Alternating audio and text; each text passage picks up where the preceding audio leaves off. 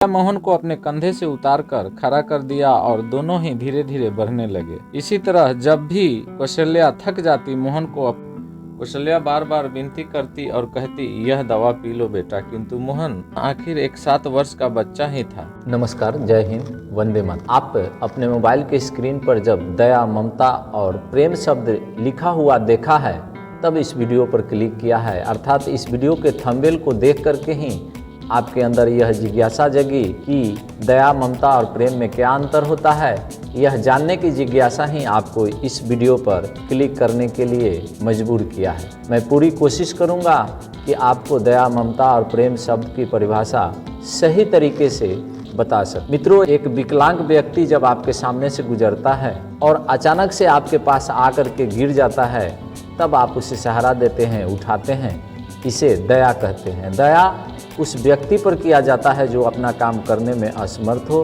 अपने ज़रूरतों को पूरा करने में असमर्थ हो, और कोई बिना मांगे जब उसे सहारा देता है, उसकी ज़रूरतों को पूरा करता है, तो इसे दया कहते हैं। वहीं दूसरी तरफ अगर ममता शब्द को परिभाषित किया जाए तो मैं एक साधारण सी उदाहरण दे करके आपको बताना चाहूँगा कि एक माँ जब भोजन करने के लिए बैठ जाती है, अपने थाली के भोजन को जब यह याद करके छोड़ देती है कि उसका बच्चा आएगा जो भूखा होगा, घर में खाने के लिए नहीं है, और उसे वह बचा लेती है कि मैं अपने बच्चे को ही खिलाऊंगी, इसे ममता कहते हैं। और प्रेम शब्द की परिभाषा अगर देखा जाए तो प्रेम एक सर्वव्यापी शब्द है, जिसे आप भाई बहन से प्रेम होता है, पशु पक्षी से किसी को प्रेम होता है, किसी को माता पिता से प्रेम होता है, और किसी को संसार से प्रेम होता है, किसी को भगवान से प्रेम होता है। प्रेम एक ऐसा शब्द है जो किसी से किसी को हो सकता है। आजकल के बच्चे, आजकल के युवा प्रेम शब्द की परिभाषा कुछ अलग ही निकालते हैं। आप लोग समझ रहे होंगे कि नौजवानों में प्रेम शब्द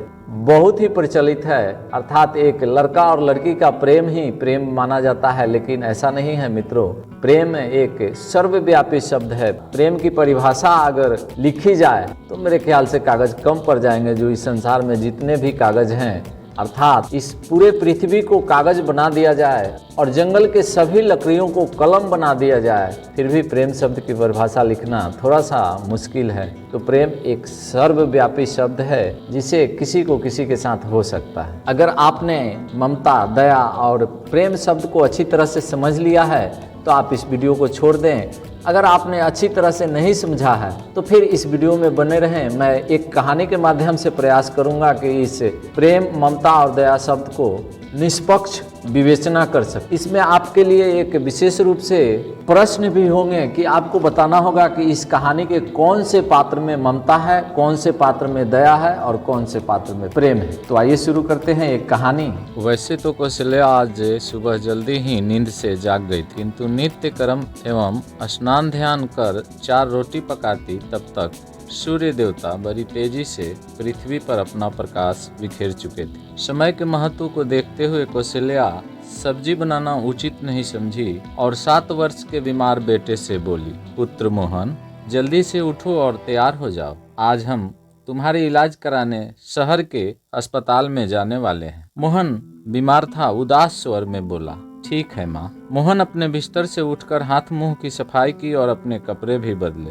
तब तक कौशल्या एक रोटी पर थोड़ी सी नमक रखकर मोहन को देती हुई बोली, ले बेटा, तू रोटी खाकर थोड़ा पानी पी ले, अस्पताल पहुँचते पहुँचते काफी समय लग जाएगा। मोहन उदास स्वर में बोला, खाने की इच्छा नहीं है माँ। कौशल्या अपने हाथों से प्यार से खिलाने लगी, सो किसी तरह आधी रोटी ही मोहन खा सका और थोड़ा पानी भी पी लिया। अब कौशल्या अपने बीमार बेटे मोहन को टूटी झोपड़ी से बाहर खड़ा कर किसी तरह झोपड़ी के दरवाजे को बंद कर दिया। फिर मोहन को गोद में उठाकर चल पड़ी शहर के अस्पताल की ओर। रास्ते में अपने बेटे से बातें करती आगे की ओर लंबी कदमों से बढ़ती जा रही थी। कभी इस कंधे से दूसरे कंधे पर अपने बेटे को रखती तो कभी उस कंधे से इस कंधे पर। मोहन बीमार जरूर था, किंतु वह समझ रहा था कि उसका वजन उसके माँ को परेशान कर रहा है। सो वह बोला, मैं काफी भारी हो गया हूँ ना माँ। यह सुनकर कौशल्या बोली,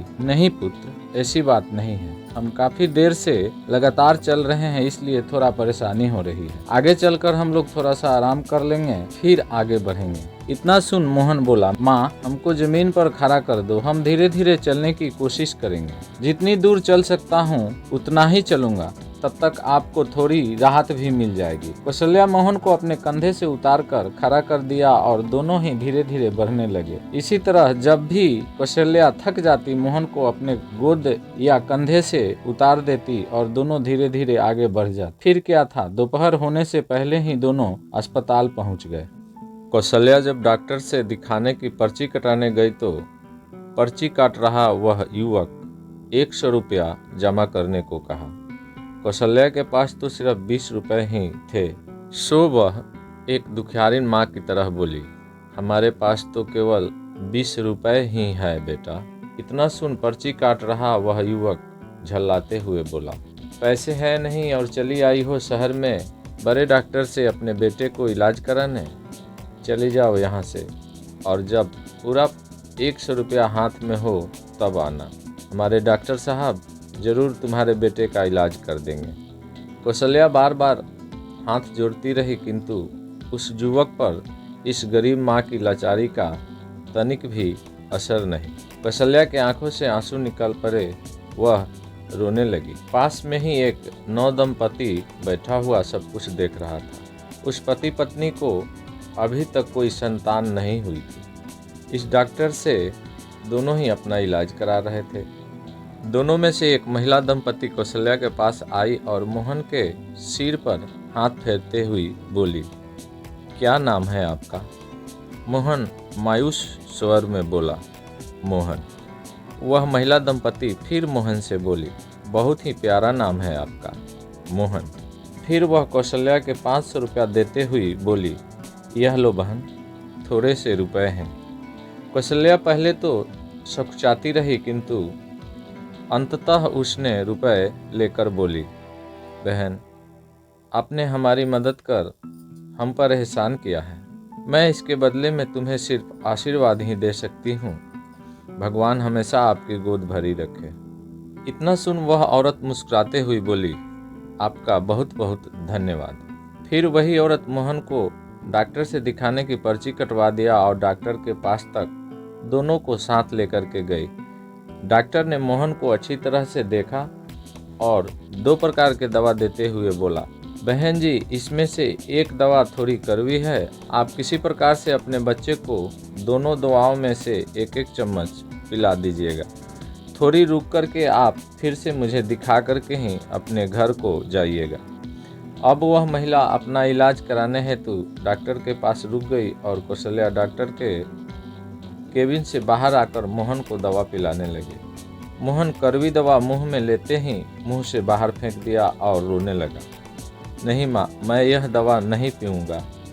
कौशल्या बार बार विनती करती और कहती, यह दवा पी लो बेटा, किंतु मोहन आखिर एक 7 वर्ष का बच्चा ही था, वह अपनी माँ की बात नहीं मानता। वह युवक जो डॉक्टर का फीस लेकर पर्ची काट रहा था आया और बोला, दीजिए माँ जी, मैं यह दवा आपके बेटे को पिला देता हूँ। कौशल्या के हाथ से दवा लेकर वह मोहन के मुंह को एक हाथ से दबाकर दूसरे हाथ से दवा मुंह में डाल दिया और जब तक मोहन दवा पूरी तरह से निगल नहीं गया वह उसके मुंह को दबाए रखा। दवा पिलाकर वह चला गया और मोहन रोते हुए बोला, यह आदमी अच्छा नहीं है माँ, अब जल्दी से घर चलो। कौशल्या इतना सुन बोली, हाँ बेटा, जल्दी ही मैं घर चलती हूँ। फिर वह अपने बेटे को गोद में लिए डॉक्टर के पास गई और डॉक्टर देखकर बोला, अब आपको आने की ज़रूरत नहीं पड़ेगी, यह पूरी दवा एक एक चम्मच कर रोज पिला दीजिएगा।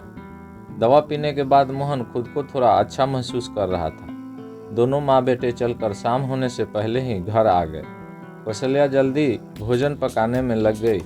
भोजन पकाने के बाद मोहन और कौशल्या भोजन किया, तब तक रात हो गई थी, दोनों सो गए।